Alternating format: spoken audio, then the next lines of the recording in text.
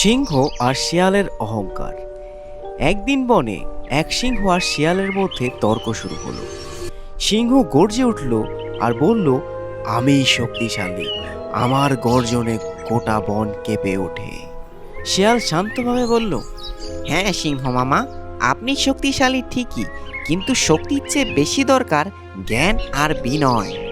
সিংহ হেসে উড়িয়ে দিল আর বলল, তুমি যা বলেছ তা কি প্রমাণ করতে পারবে?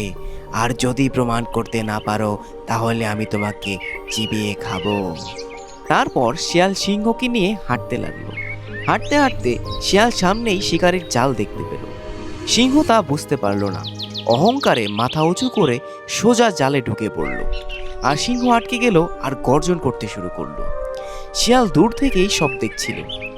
তারপরে শিয়াল সামনে এসে বলল, সিংহ মামা, অহংকারে চোখ বন্ধ হয়ে গেলে বিপদ চিনতে পারা যায় না, আর তখন বিনয়ের বুদ্ধি কাজে লাগে। তাহলে বন্ধুরা, এই ভিডিওতে আমরা শিখলাম শক্তির থেকে বুদ্ধি অনেক বড়।